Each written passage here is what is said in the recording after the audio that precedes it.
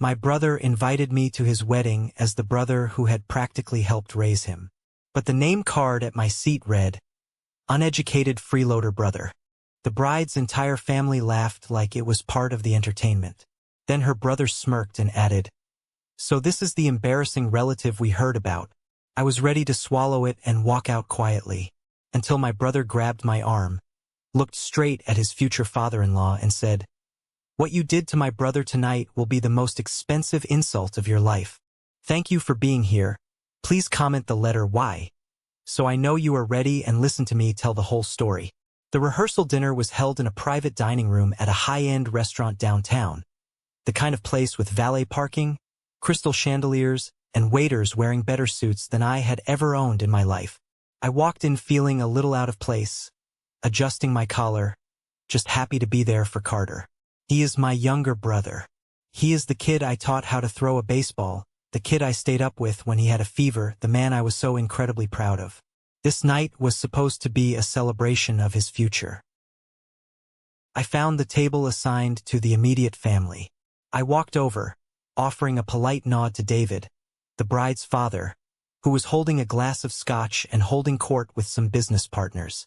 He barely registered my existence, offering a tight, dismissive smile before turning away. I was used to that. I looked down at the table to find my seat.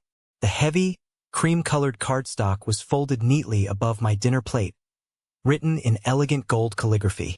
I leaned in to read my name. It did not say Elijah. It said, "Uneducated freeloader brother." For a second, my brain completely stopped working.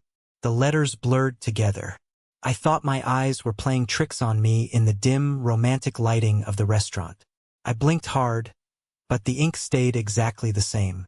Uneducated, freeloader, brother. A sharp, cruel chuckle broke my silence. I looked up.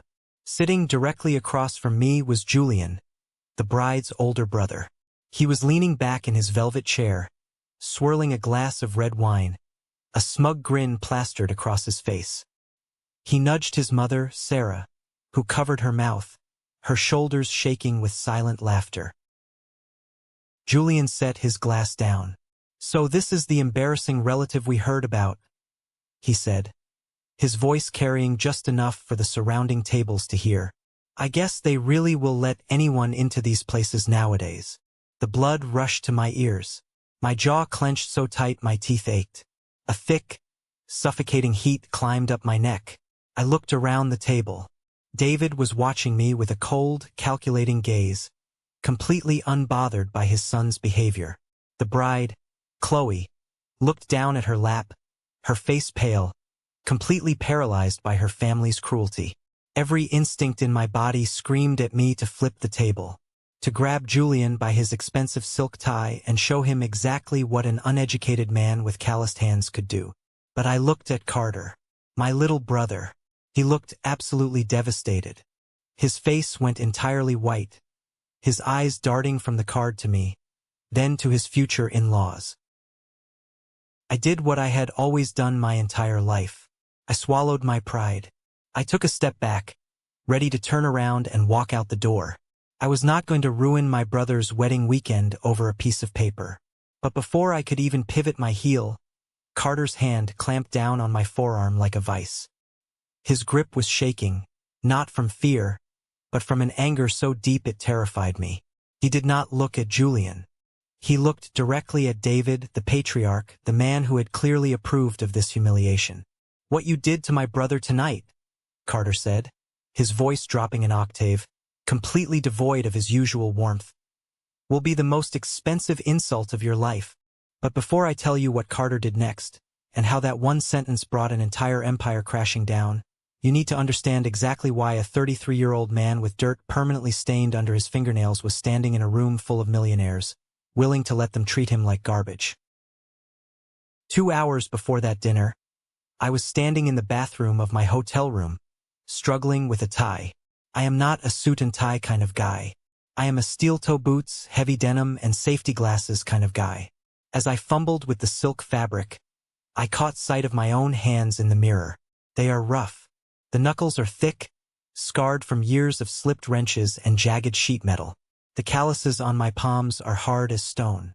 I traced a long, faded scar across my thumb, and my mind instantly went back 18 years. I was 15 when the police knocked on our front door.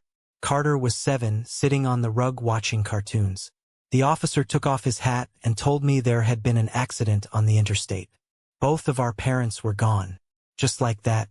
The funeral was a blur of cheap black clothes and pitying looks from neighbors who brought casseroles but offered no real help. We had nothing. My parents were good people, but they lived paycheck to paycheck. There was no massive inheritance waiting for us. There was barely enough to cover the burial. Child Protective Services got involved, and the threat of foster care hung over us like a dark cloud. I remember looking at Carter, who was holding my leg, crying for our mom, and I made a decision that shaped the rest of my life. I was a straight-A student.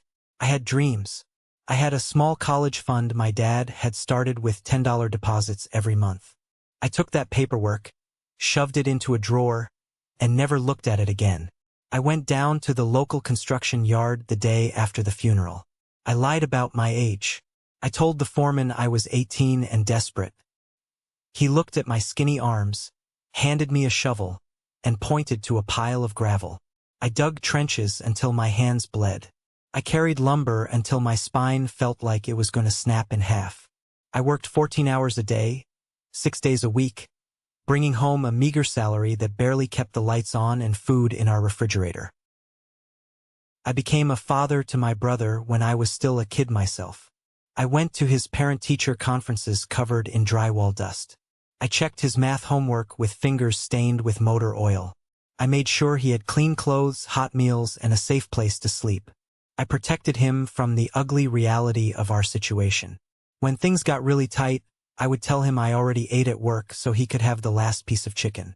I never told him about the eviction notices I tore up, or the time I fought tooth and nail with the city over custody, proving to a judge that a high school dropout could provide a stable home for a little boy. And it worked. Carter was brilliant. He went to college on a full scholarship, got his degree, and landed an incredible job at a top-tier tech firm. He got a massive promotion just 2 years out of school. He bought nice suits, went to fancy dinners, and eventually he met Chloe. I never wanted anything in return. Seeing him succeed was my paycheck. Seeing him happy was my college degree. I built a successful contracting business over the years. I started with a used pickup truck and a box of rusty tools, and eventually grew it into a massive commercial real estate development firm. But I kept it quiet. I still drove my old truck. I still wore my work boots. Carter knew I did okay, but he had no idea about the actual scale of my company. I did not want him to feel like he owed me anything, and I certainly did not want his new, wealthy in-laws to think I was trying to compete with them. I just wanted to be the proud older brother. But as I washed my hands in that hotel sink, scrubbing at grease that would never come off, I felt a heavy knot in my stomach. The family I was about to have dinner with did not care about sacrifice. They only cared about zip codes and bank accounts. I knew this dinner was going to be a disaster because I had already met David and Sarah 6 months prior. Carter had invited me to a nice steakhouse to officially meet his future in-laws. I showed up early, wearing a clean button-down shirt and dress pants. I watched them pull up to the valet stand in a brand new Porsche. David stepped out, tossing the keys to the kid without even looking at him. He wore a custom-tailored suit and a watch that probably cost more than my first house. Sarah was dripping in jewelry, holding her designer bag like a shield. When Carter introduced us, David looked me up and down. His eyes stopped on my boots, then traveled up to my hands, and finally settled on my face. He extended a hand. His grip was weak, limp, the handshake of a man who never had to do heavy lifting. "Elijah," David said, dragging my name out. "Carter has told us so much about you. He said you work in construction?" The way he said the word construction sounded like he was talking about a disease. "Yes, sir," I replied politely. "I'm a general contractor." "Fascinating," Sarah chimed in, taking a sip of her sparkling water. "It must be so exhausting, doing all that manual labor." "Julian, our son, is in finance. He manages hedge funds. It requires a very different kind of intellect. I smiled and nodded, letting the insults slide right off my back. That sounds like a great career. Carter is doing very well at his firm, too. He just got a big promotion. David waved his hand dismissively. Yes, Carter is a bright boy. But of course, marrying into our family will open doors for him that he could never access on his own. We are very protective of our circle, Elijah. I'm sure you understand. We value education, pedigree, and certain standards. He spent the rest of the dinner talking about his investments, his golf club memberships, and his summer home in the Hamptons. He never asked me a single question about my life. Whenever Carter tried to bring up a story about our childhood, David would quickly change the subject, clearly uncomfortable with the fact that his future son-in-law grew up eating generic brand cereal in a drafty apartment. When the bill came, I reached for my wallet. David actually let out a short, patronizing laugh. "Put that away, Elijah," he said, slapping his platinum credit card onto the leather tray. "I think this dinner is a little outside your normal salary bracket. Let the adults handle it." I looked at Carter. He looked incredibly embarrassed, opening his mouth to defend me, but I shook my head slightly. I gave him a look that said, "Let it go. Don't fight him on this." I walked out of that restaurant feeling like I had been dipped in dirt. It was not just the arrogance. It was the absolute certainty David had that he was a superior human being simply because he wore a nicer suit. He looked at me and saw a peasant. He saw a liability. But what bothered me the most was the way they looked at Carter. They did not see a brilliant, kind young man who had overcome incredible odds. They saw a charity case. They saw someone they could mold and control with their money. I told myself I could handle it. I told myself I only had to endure their snobbery a few times a year for the holidays.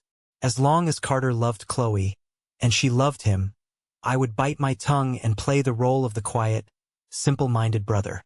But I did not know that David was not just an arrogant snob. He was a manipulative coward, and he had someone feeding him lies about me. The real poison in this situation did not start with David. It started with Dylan. Dylan was one of Carter's groomsmen. They went to college together. Dylan was the kind of guy who always wore boat shoes, talked loudly about his fraternity days, and constantly name-dropped people he barely knew. I never liked him, but Carter is loyal to a fault and considered him a good friend. About 3 weeks before the rehearsal dinner, I stopped by Carter's apartment to drop off some paperwork for the wedding venue. The front door was slightly ajar. I pushed it open and heard voices coming from the kitchen. It was Dylan, talking on his cell phone. I was about to call out and announce myself, but the sound of my own name made me freeze in the hallway. "Yeah, man, it's pathetic," Dylan was saying, laughing into the phone. "Carter is basically carrying the guy. Elijah is this uneducated blue-collar dude who just hangs around. He doesn't even have a real job, just does some handyman crap. Carter pays for his truck, probably pays his rent, too." My blood ran cold. I stood frozen in the hallway, listening to this kid. A kid whose parents paid for his entire college tuition, who had never worked a hard day in his life, completely rewrite my history. "I know, right?" Dylan continued, oblivious to me standing 10 feet away. "Julian was asking me about him the other day. I told Julian the truth. The guy is a total freeloader. He is just leeching off Carter's new salary. You should have seen Julian's face. He was disgusted. Between you and me, I think Julian is trying to get David to talk to a lawyer about drafting an ironclad prenup. They are terrified Elijah is going to try and get his hands on the family money. Prenup. A lawyer. A freeloader. I felt physically sick. Dylan was selling me out to get in good graces with Julian and the wealthy in-laws. He was feeding them exactly what they wanted to hear. A narrative that confirmed all their worst prejudices about people from my background. He was turning my sacrifice into a joke, painting me as a parasite sucking the life out of my successful younger brother. I could have walked into the kitchen right then. I could have grabbed Dylan by the collar of his expensive polo shirt and thrown him out the front door. I could have showed him the bank statements of my development company, proving I made more in a month than he would make in 10 years. But I didn't. I backed out of the apartment silently and pulled the door shut. Why? because I knew if I confronted Dylan, it would cause a massive explosion. Carter would have to kick him out of the wedding party. It would create drama with Chloe's family right before the big day. I swallowed the anger. I buried it deep down in my chest, right next to all the other things I had given up for my brother. I told myself it did not matter what Dylan said. It did not matter what Julian or David thought. They could think I was a broke loser. Let them have their superiority complex. As long as the wedding went smoothly, I could endure a few dirty looks. But sitting in that private dining room, staring down at the card that said, "Uneducated freeloader brother," I realized I had made a terrible mistake. Tolerance is a dangerous game. When you let people step on you without consequence, they do not suddenly realize they are being cruel. They just assume you belong under their boot. By staying silent, by letting David pay for the steak dinner, by ignoring Dylan's lies, I had given them permission to escalate. They did not just want to look down on me privately. They wanted a public execution. They wanted to humiliate me in front of everyone to solidify their dominance over Carter. I looked at the gold calligraphy again. The anger I had been suppressing for weeks finally boiled over. And that brings us back to the moment at the table. The moment the air in the room was sucked out entirely. Carter stood up. The chair scraped loudly against the hardwood floor. He didn't let go of my arm. His grip was grounding me, keeping me from walking away, keeping me from reverting to the protector who always took the hits in silence. "What did you just say?" Julian asked, his smug smile faltering just a fraction. He leaned forward, resting his elbows on the table, trying to maintain his alpha posture. "Relax, Carter. It's a joke. It's just a little family humor. Don't be so sensitive." Carter didn't look at Julian. He was staring dead at David. "Did you approve this?" Carter asked. His voice was not yelling. It was dangerously calm. The kind of calm that comes before a hurricane rips the roof off a house. David swirled the scotch in his glass, his expression hardening. He hated being challenged, especially in public, and especially by a younger man he considered his inferior. "I approve of honesty, Carter," David said smoothly, his voice echoing in the sudden quiet of the room. The conversations at the surrounding tables had died down. People were turning in their seats, watching the drama unfold. "Your brother's presence here is an accommodation. We are blending families, yes, but we must also be realistic about the dynamics at play." Julian thought a little humor might break the ice regarding the elephant in the room. "The elephant in the room," Carter repeated, his voice shaking now. "Yes," Sarah chimed in, adjusting her diamond necklace nervously. "We all know Elijah relies on you, dear, and that's fine. Family helps family. But let's not pretend he fits in with this crowd. Julian was just having some fun." I looked at Dylan, who was sitting 2 seats down from Julian. Dylan was staring intently at his water glass, his face pale, sweat forming on his upper lip. He knew exactly where this came from. He knew his lies had built the foundation for this moment. Carter let go of my arm. He reached across the table, grabbed the heavy cardstock with my name on it, and held it up for the entire room to see. "This is humor to you?" Carter asked, his voice rising, carrying to the furthest corners of the restaurant. Before David or Julian could answer, Carter clamped his hands on either side of the card and ripped it cleanly in half. The sound was sharp, like a gunshot in the silent room. He dropped the torn pieces directly onto Julian's dinner plate.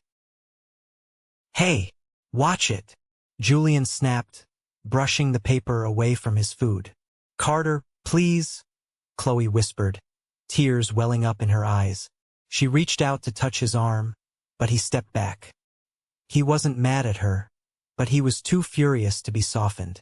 "My brother is the only reason I am standing in this room," Carter said, looking directly into David's eyes. "He is the only reason I went to college. He is the only reason I have the career you love to brag to your friends about. When our parents died, he gave up everything. He broke his back so I wouldn't have to. You call him a freeloader? You have absolutely no idea what real sacrifice looks like." David's face turned a dangerous shade of red. The veins in his neck bulged against his crisp white collar. He slammed his scotch glass down on the table. "You will lower your voice when you speak to me in this establishment, Carter," David hissed, dropping all pretense of politeness. "You are embarrassing Chloe. You are embarrassing my family." "No," Carter shot back. "You embarrassed yourselves. You just showed everyone in this room exactly what kind of people you are." The tension was so thick you could choke on it. The waiters had stopped moving. The musicians in the corner had stopped playing. Every single eye was locked on our table. And then Julian made the biggest mistake of his life. Julian pushed his chair back and stood up. He was a few inches taller than Carter, wearing a suit that cost more than a used car. He sneered, looking down his nose at both of us. "Oh, please, spare us the tragic orphan monologue," Julian said, rolling his eyes dramatically. "We get it." He laid some bricks. He swung a hammer. "Do you want a medal, Elijah? Do you want us to clap because you did the bare minimum of keeping your brother off the streets?" I felt a muscle jump in my jaw. I stared at Julian, taking in his perfectly manicured nails, his styled hair, his complete lack of any real-world hardship. Julian pointed a finger at me. "You think because you changed a few diapers you're entitled to ride his coattails into our world? Look at you. You're wearing a cheap suit to a five-star restaurant. You don't know which fork to use for the salad. You are a blue-collar nobody who is milking his brother's success because you failed at your own life." He turned to the rest of the room, raising his arms like a terrible comedian seeking applause. "And let's be honest. Dylan told me everything. You don't even have a steady job. You live off Carter's salary. You're practically his dependent. So yeah, the card was accurate. Uneducated. Freeloader. If the shoe fits, wear it back to whatever trailer park you crawled out of." A collective gasp rippled through the dining room. Even some of David's wealthy business partners looked uncomfortable with the blatant cruelty. Carter lunged forward. He was going to hit Julian.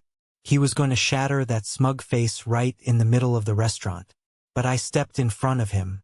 I put my hand flat against Carter's chest and pushed him back.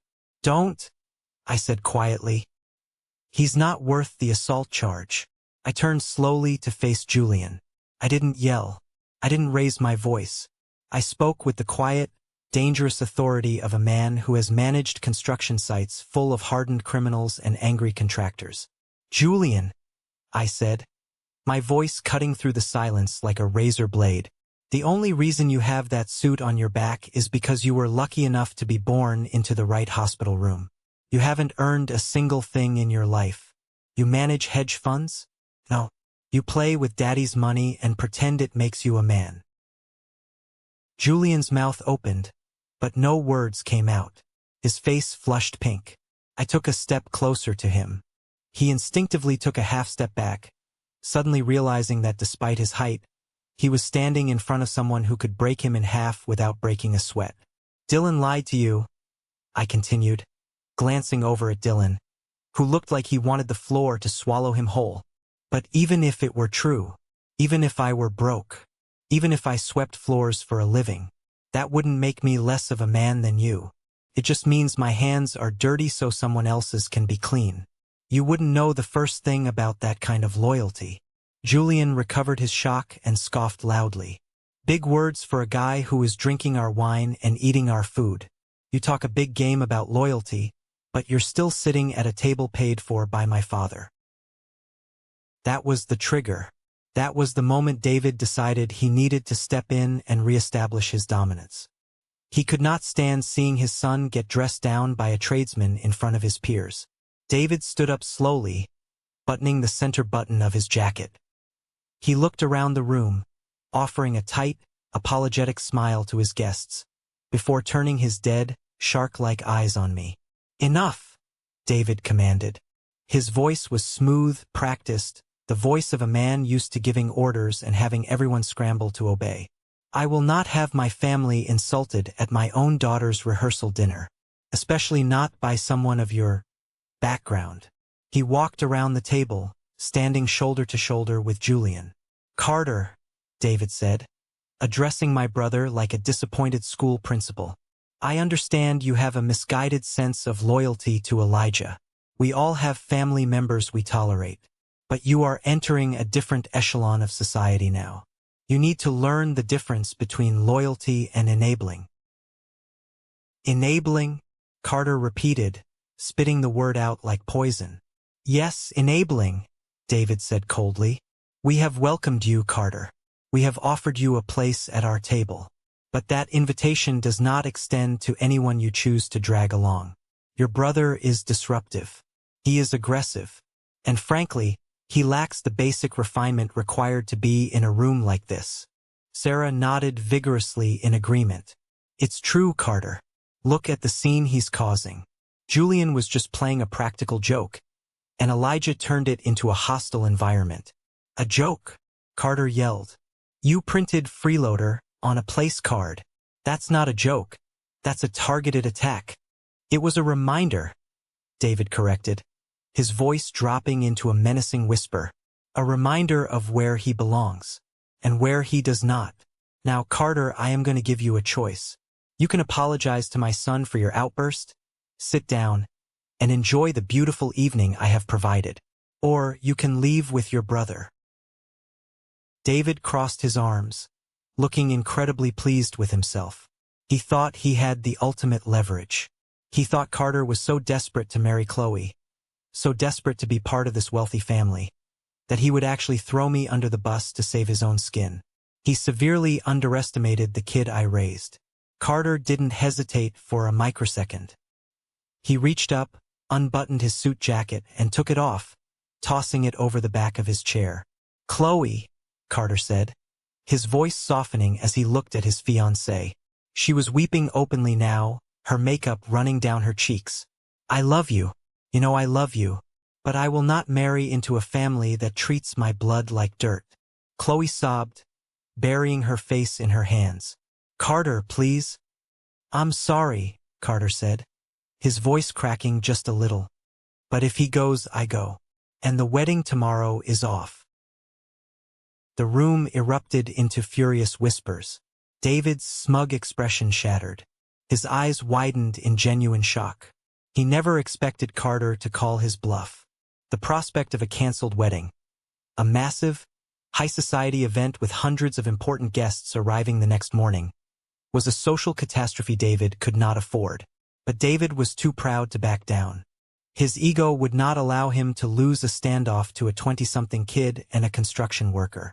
You are making a massive mistake, boy, David growled, pointing a shaking finger at Carter. Then, David turned to the corner of the room and snapped his fingers loudly. Gabriel, David barked. The restaurant manager, a tall, impeccably groomed man in a tuxedo, hurried over. Gabriel looked terrified.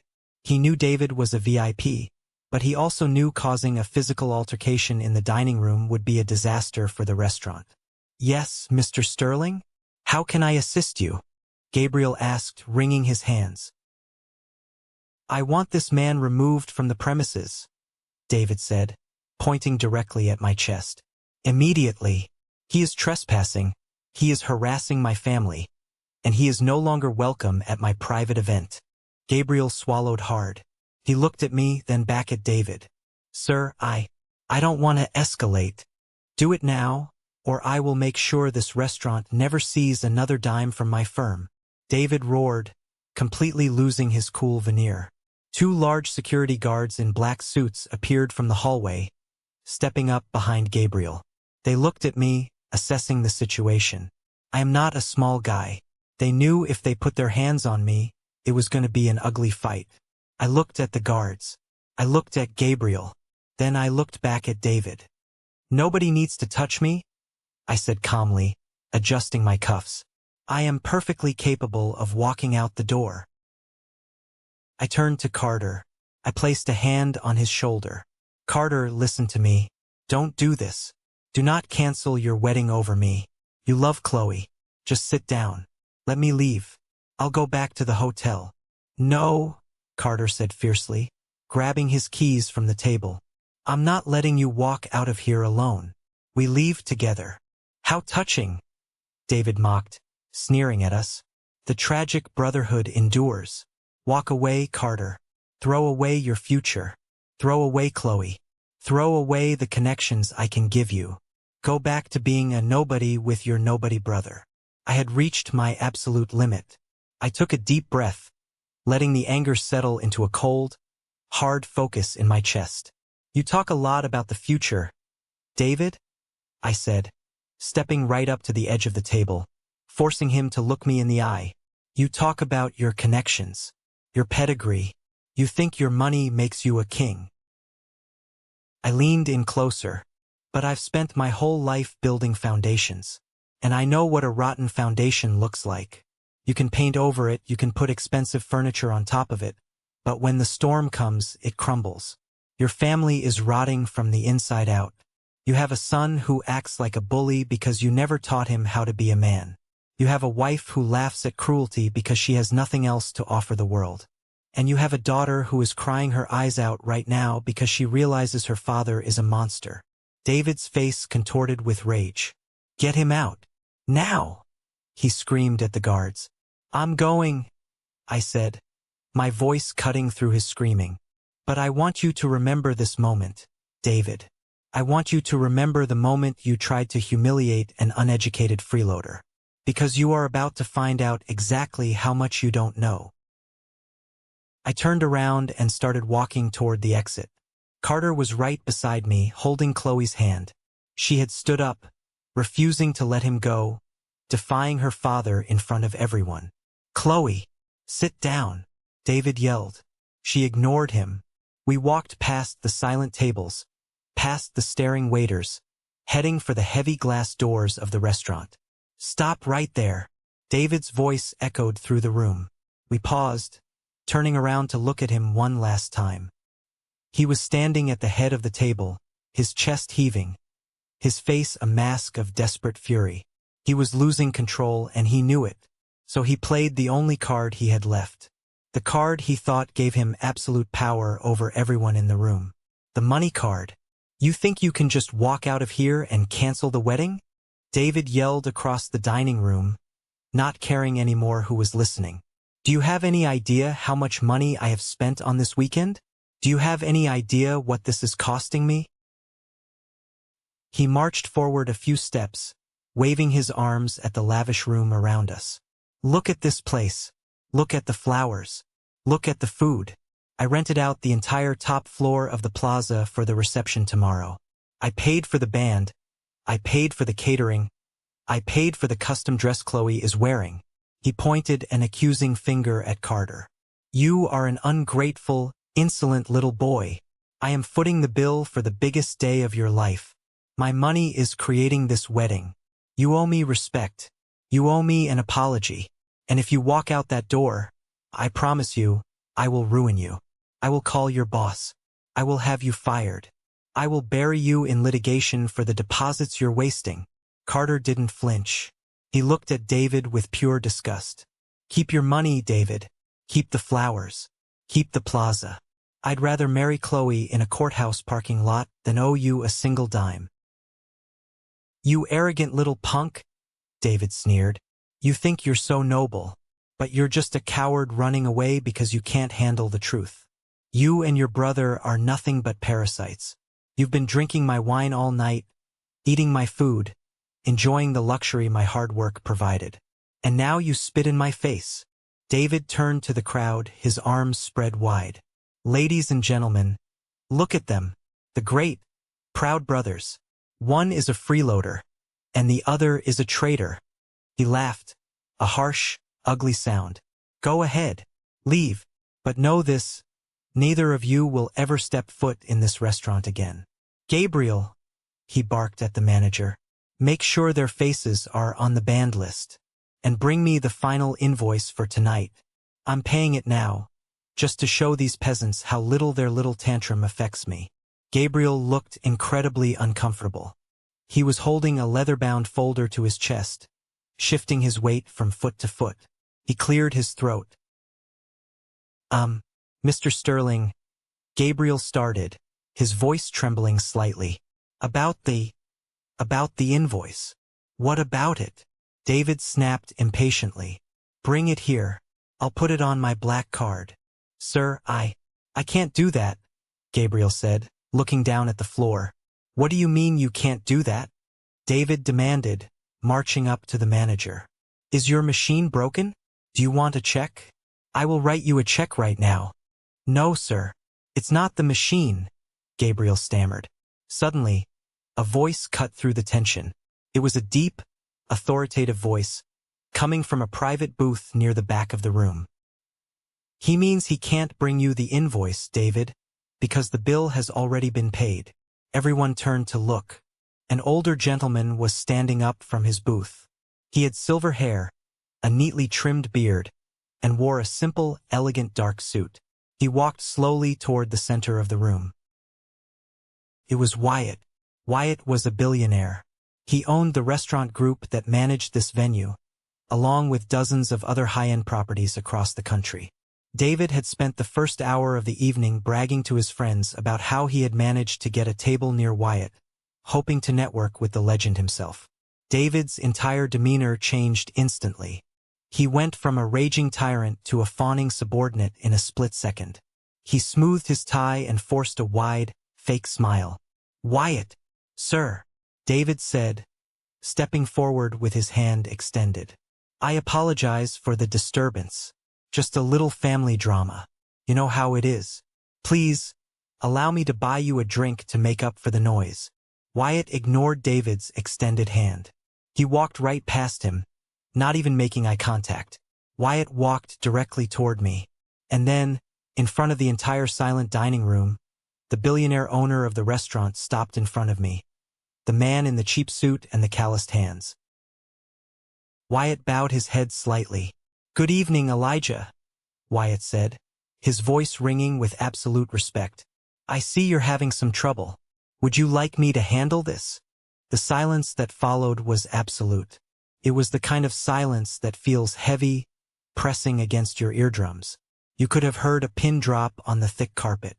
David was frozen with his hand still extended in midair. His mouth was slightly open. His brain was visibly short-circuiting, trying to process what he had just seen. Why was Wyatt, one of the wealthiest, most powerful men in the city, speaking to me with such profound respect? Julian dropped his wine glass. It shattered on the floor, spilling red wine across the white tablecloth like blood. But no one even looked down. Sarah gasped, clutching her pearls. Wyatt, I don't understand, David stammered, his confident voice cracking. He looked from Wyatt to me, panic starting to bleed into his eyes. You know this man? Wyatt turned slowly to look at David. The billionaire's eyes were cold, filled with a quiet disdain that was 1,000 times more intimidating than David's screaming. Know him? Wyatt asked, raising a silver eyebrow. David, Elijah is the lead contractor and chief developer for my entire West Coast operations. His firm built this very restaurant we are standing in. He is one of my most trusted business partners. And more importantly, he is a friend. The words hit David like physical blows. He staggered back a step, literally holding onto the back of a chair for support. Developer, David choked out. Partner? No, that's impossible. He's a freeloader. He lives off Carter. He doesn't even have a degree. Wyatt let out a dry, humorless chuckle. A degree? David, Elijah's company grossed over $50 million last year. He employs 300 people. I don't give a damn about a piece of paper on a wall when a man can build skyscrapers with his bare hands and absolute integrity. I looked at Carter. My little brother was staring at me, his eyes wide as saucers. I had kept the scale of my business a secret from him for years. He knew I was doing well, but $50 million? Partner to Wyatt? Carter looked like he was seeing me for the first time. Dylan, standing near the shattered wine glass, looked like he was about to pass out. The lies he had spun to Julian were unraveling spectacularly, wrapping around his own neck like a noose. But the bill, David stammered desperately, clinging to the last shred of power he thought he had. Gabriel, tell him, I paid for this dinner. I gave you my card. Gabriel, emboldened by his boss's presence, finally spoke up, his voice steady now. "Mr. Sterling," Gabriel said, looking David right in the eye. "Your credit card was declined 3 hours ago." A collective gasp went up from the surrounding tables. David's business partners started muttering among themselves. The facade was cracking. "Declined!" David shrieked, his face turning ghostly white. "That's impossible. It's a black card. There must be an error with your system. Call the bank." "We did call the bank, sir," Gabriel replied flatly. "Your accounts have been frozen. And quite frankly, we were going to ask you to leave before the entrees were served." David looked like he had been struck by lightning. He was shaking, looking around wildly as his entire world, his entire identity built on wealth and status, began to evaporate in front of an audience. Then who paid?" David whispered, his voice barely audible.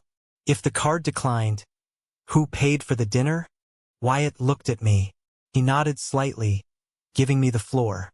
It was time. I reached into the inside pocket of my suit jacket. I pulled out a folded piece of paper, the receipt Gabriel had quietly handed me when I walked in earlier that evening. I unfolded it slowly, the sound of the crisp paper echoing in the dead silent room. I walked over and placed the receipt directly on top of the torn pieces of the Freeloader place card. "I paid for it, David," I said, my voice echoing off the walls. David stared down at the paper. His eyes tracked the itemized list down to the massive total at the bottom, and finally to the signature line. It was my name, paid in full. "You?" David breathed, looking up at me with sheer terror. "But why?" "Because unlike you, I actually care about my family," I said, stepping closer, looming over him. "I knew your company filed for Chapter 11 bankruptcy 3 months ago, David. My firm bought out 2 of your defaulted commercial leases." The whispers in the room turned into loud murmurs. "Bankruptcy?" one of David's partners said aloud, standing up from his table. "David, what the hell is he talking about?" I didn't stop. I let all the truth out. "I knew you were drowning in debt," I continued, my voice relentless. "I knew the Porsche outside was a rental. I knew the house in the Hamptons was foreclosed on last week. But I didn't say a word. I didn't tell Carter. I didn't tell Chloe." Chloe covered her mouth, sobbing uncontrollably, looking at her father with absolute horror. She had no idea. He had lied to his own daughter to keep up appearances. "I kept your dirty little secret," I said, staring into David's panicked eyes. "When the venue called saying your deposits bounced, I paid them anonymously. When the florist threatened to cancel, I wired them the cash. I spent over $100,000 of my own money in the last month to make sure this wedding happened." I pointed a finger directly at his chest. "I paid for the flowers. I paid for the band. I paid for the dress your daughter is wearing. I paid for the very wine your son is drinking right now while he calls me a freeloader." Julian looked at his empty glass, his face ashen, looking like he was going to vomit. "I did it," I said, my voice dropping to a low, intense growl, "because I wanted my brother to have a perfect day. I didn't want him or Chloe to be embarrassed by your catastrophic failures. I stayed in the shadows. I let you take the credit. I let you sit at the head of the table and pretend you were a king. I picked up the torn half of the place card that read, Freeloader. I flicked it against David's chest. It fluttered to the floor. I let you treat me like garbage because I thought you actually loved your daughter enough to swallow your pride," I said. "But you don't. You only love yourself. You only love the illusion of power. You are a broke, desperate, pathetic man who has to tear down a guy in work boots just to feel tall." David had nothing left. The arrogance, the smugness, the superiority, it was all gone. He looked small. He looked ancient. He opened his mouth to speak, to defend himself, to spin another lie, but the room had already turned against him. The storm hadn't just broken. It had completely washed him away. The entire dining room was completely paralyzed. You could hear the faint hum of the air conditioning. That was it. No one moved. No one spoke. The wealthy business partners, The women in their expensive gowns, the waiters holding trays. Everyone was frozen, staring at David. David's mouth opened and closed like a fish out of water. He looked at the receipt lying on the table, right on top of the torn pieces of the freeloader card. He looked at Wyatt. Then he looked at me. His face had lost all its color, turning a sickly shade of gray. The man who had spent the entire evening commanding the room, belittling my job, and treating me like dirt, was suddenly shaking. "This is a lie," David whispered, though he lacked the breath to make it sound convincing. "This is some kind of trick. You don't have that kind of money. You are a contractor." Wyatt took a step forward, his voice cold and sharp. "He is the owner of the largest commercial development firm in the tri-state area, David. He builds the properties you rent, and he pays the bills you default on. You would know that if you spent less time trying to impress people with leased luxury cars and more time managing your failing portfolio." That was the final nail in the coffin. Wyatt, a man whose reputation was built on absolute integrity and billions of dollars, had just publicly confirmed everything. Carter stood next to me. He had been completely silent since I dropped the receipt on the table. I could see the gears turning in his head. He looked from me to David, his eyes wide with a mixture of shock, realization, and a rapidly growing fury. Carter reached into his pocket and pulled out his phone. His thumb swiped across the screen, pulling up his email. "I knew something was wrong," Carter said, his voice deadly calm. He didn't look at me. He kept his eyes locked on his future father-in-law. "A few days ago, the wedding planner accidentally copied me on an email meant for you, David. It was an urgent notice about the venue deposit. They said if they didn't receive the wire transfer by 5 o'clock, they were canceling the event." David swallowed hard.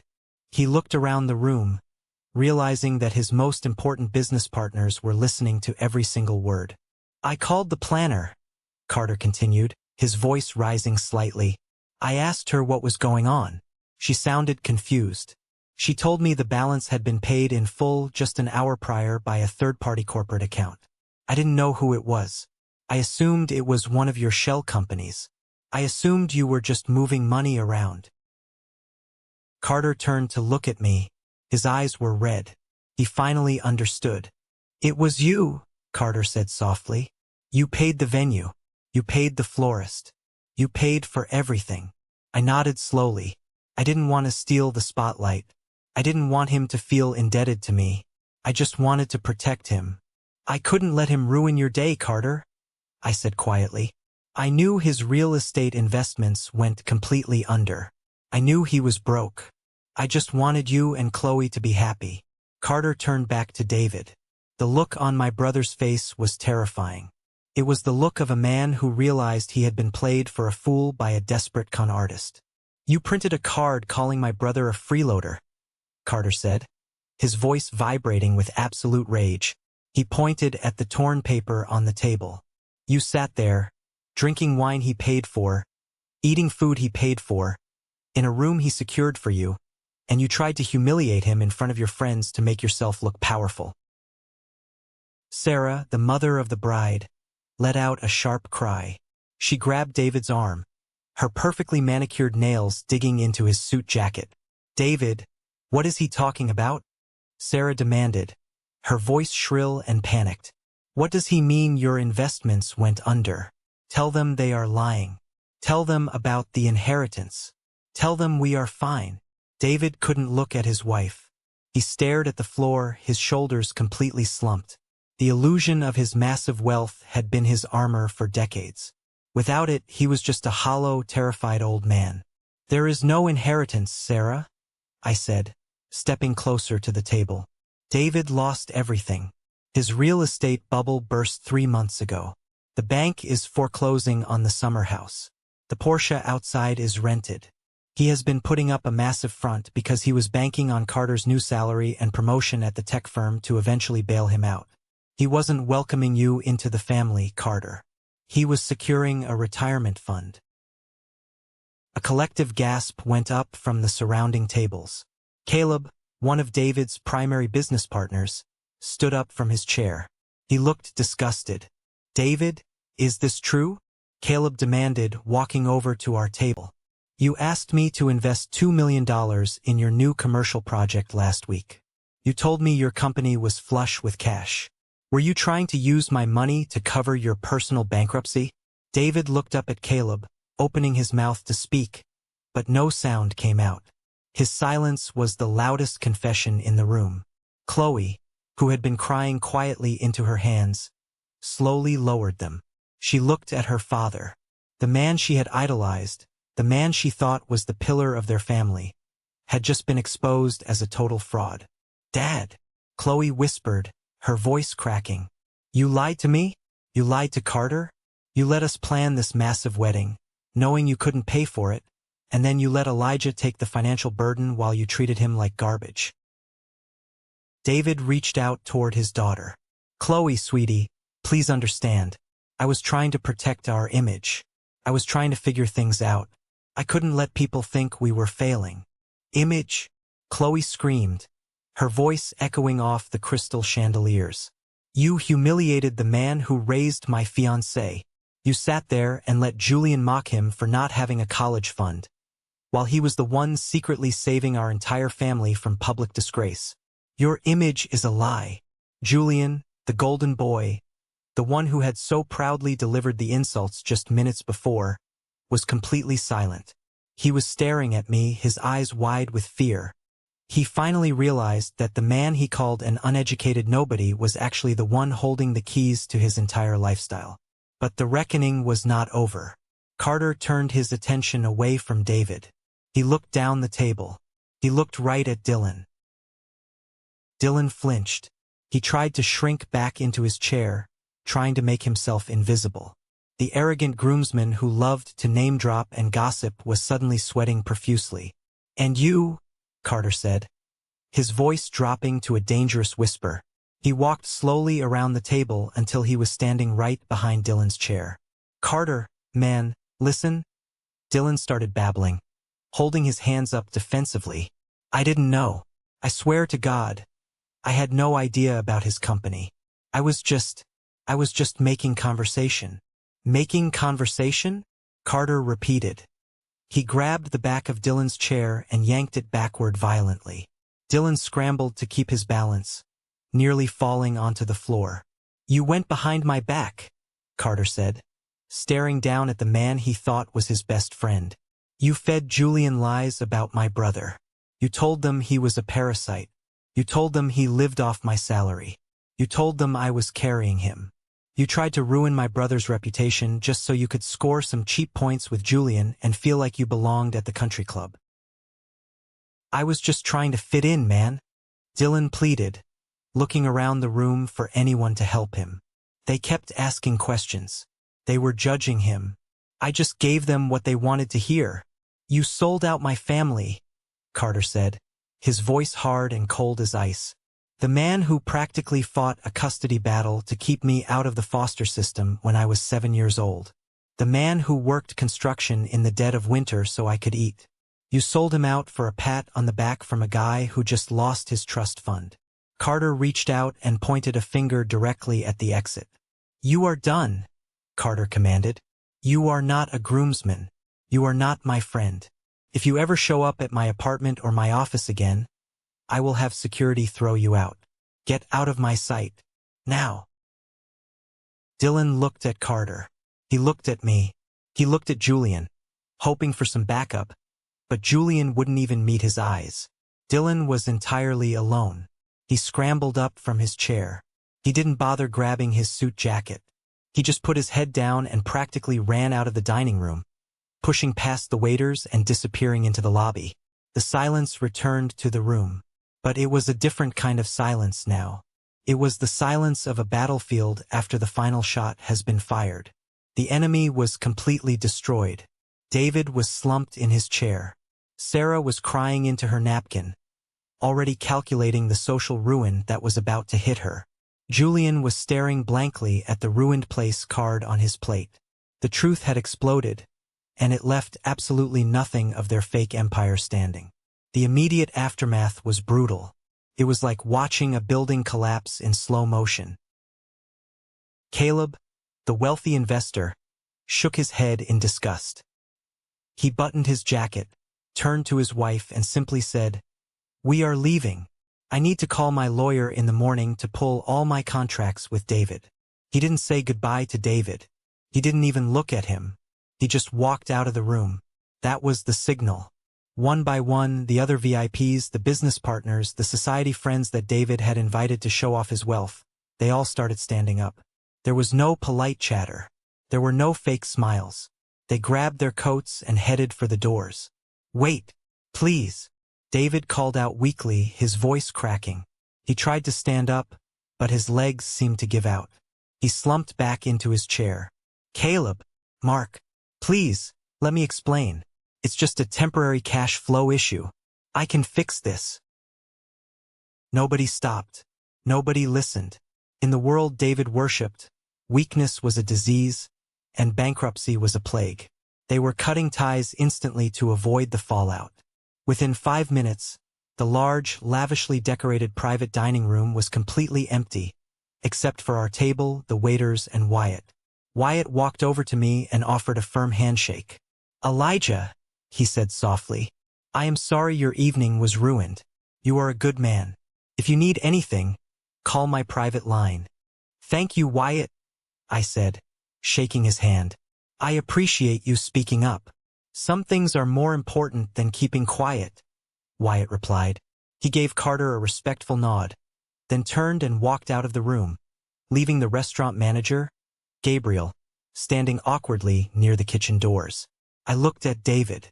The man who had demanded I be thrown out into the street was now sitting entirely alone in the wreckage of his own arrogance. His expensive suit looked baggy. His posture was defeated. He looked like exactly what he was, a fraud who had run out of lies. I felt no pity for him. He had built his own grave with his cruelty. He had tried to weaponize his fake wealth to crush my spirit, and it had backfired spectacularly. But as satisfying as it was to see David get what he deserved, my heart broke for Chloe. She was standing next to the table, her hands trembling.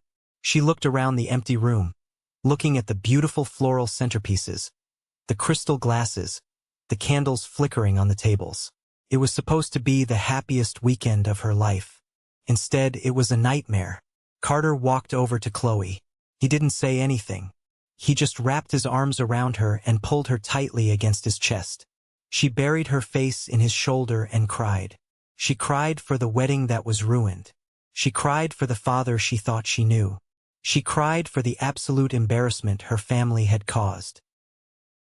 I stood back, giving them a moment. I watched Julian slowly stand up from the table. He looked at me, his face pale. He didn't say a word. He just walked past me, looking down at his expensive shoes, and disappeared out the door. He didn't check on his sister. He didn't comfort his mother. He just ran away. Sarah finally stopped crying into her napkin. She looked up, her makeup smeared across her face. She looked at David with absolute pure hatred.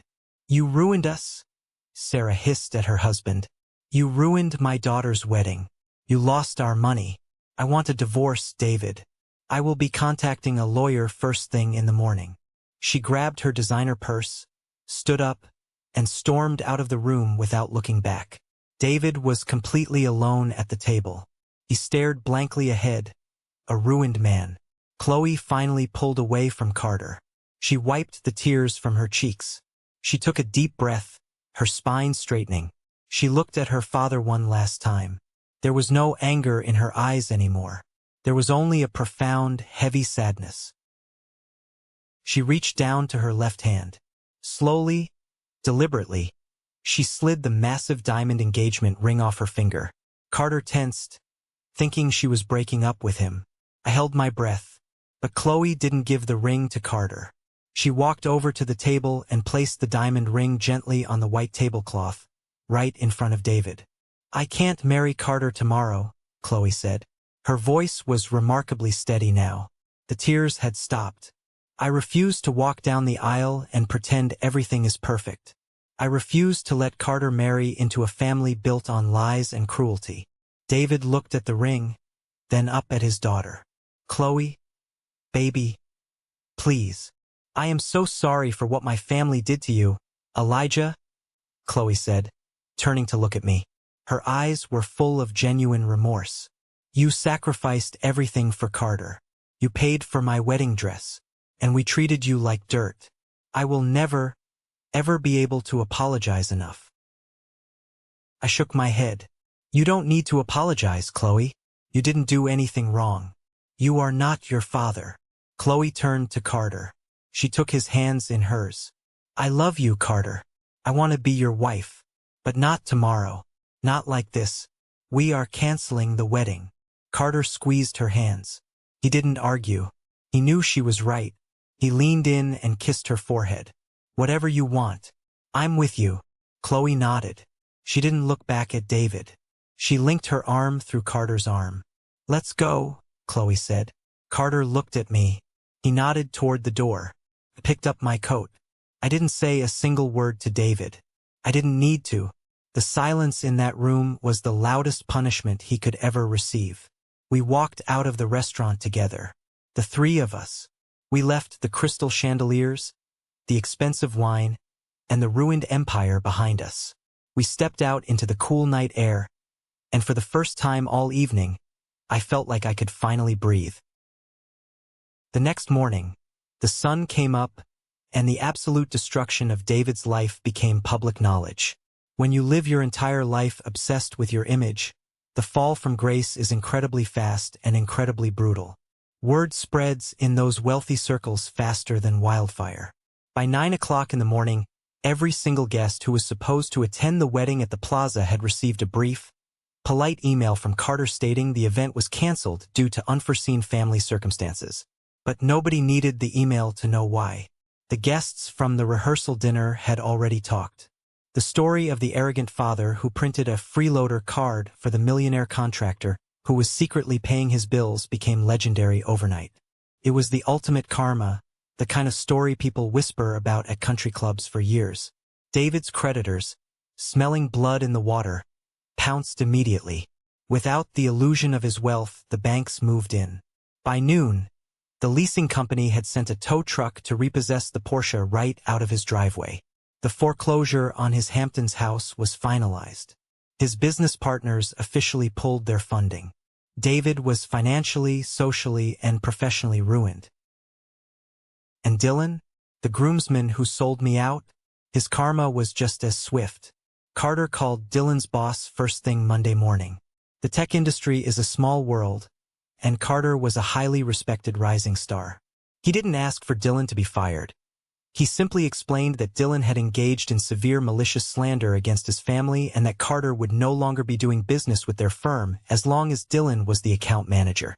Dylan was fired before lunch. He tried to call Carter dozens of times, leaving desperate voicemails apologizing, begging for his job back. Carter never answered. He deleted the voicemails and blocked the number. You reap what you sow. If you build your life on tearing other people down, eventually the ground underneath you collapses. But while David's world was burning down, ours was just beginning to heal. Chloe did not go back to her parents' house that night. She stayed at a hotel. 2 days later, she rented a small, modest apartment across town. She completely cut off all financial ties with her father. Not that there was any money left anyway.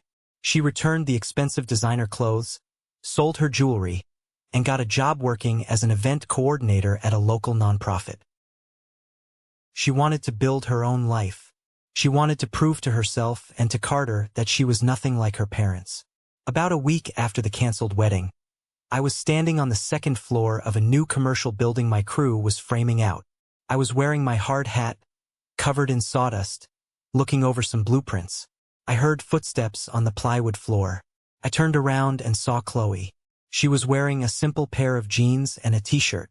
She looked nervous, holding 2 cups of coffee. She walked over, dodging the extension cords and power tools. "Hey," Chloe said softly, holding out a cup. "I brought you a black coffee." Carter said, "That's how you like it." "Thank you, Chloe," I said, taking the cup. I took off my hard hat and wiped the sweat from my forehead. She looked around the massive construction site. She looked at the steel beams, the concrete foundation, the men working hard under the hot sun. She looked at my calloused, dirty hands. "I never really understood what you did," Chloe said, her voice full of emotion. "My dad always made it sound like it was something to be ashamed of. But standing here, looking at this, you build things, Elijah. You build things that last. My father just built illusions." She looked up at me, tears forming in her eyes. "I came here to thank you," Chloe said. "Not just for the money you spent on the wedding. I will pay you back every single cent, I promise. But I want to thank you for saving Carter. If you hadn't fought for him when you were a teenager, he wouldn't be the incredible man he is today. And if you hadn't stood up to my father last week, I would have married into a lie. You saved us both."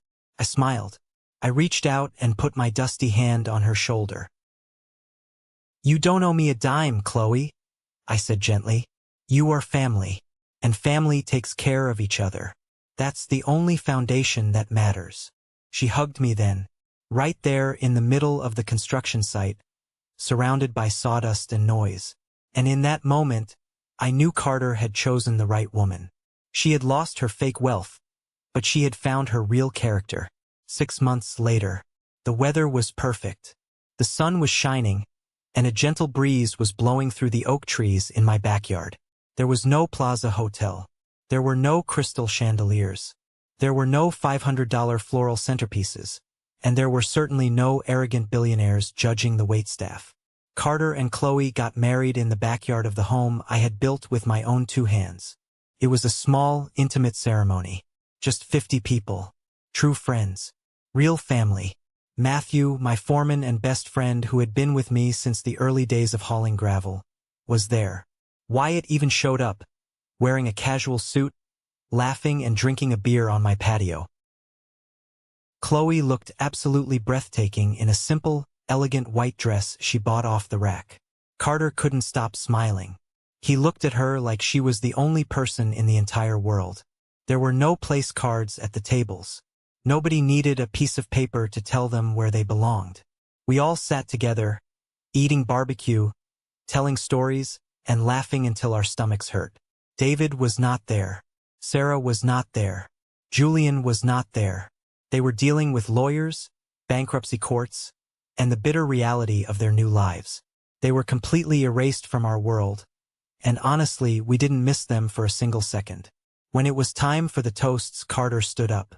He clinked his glass and looked at the small crowd. Then he looked directly at me. "I am a very lucky man," Carter said, his voice thick with emotion. "I am marrying the love of my life today, but I am only standing here because of the man sitting right there." He pointed his glass at me. "When I was 7 years old, my world ended," Carter said. "But my big brother didn't let me fall. He caught me. He gave up his youth. He gave up his college fund.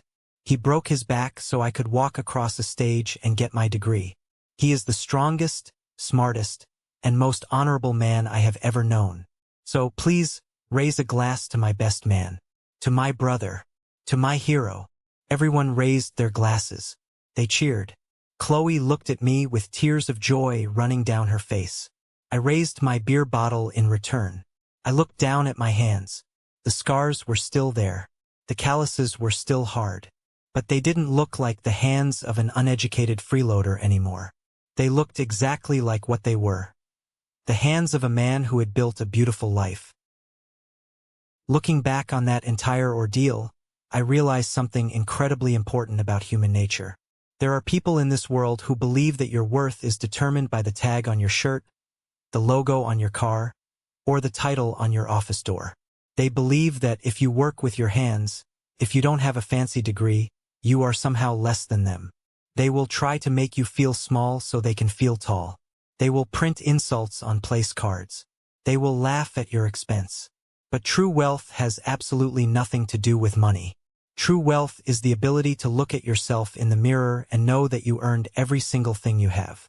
It's the peace of mind knowing you didn't have to step on anyone's neck to climb the ladder.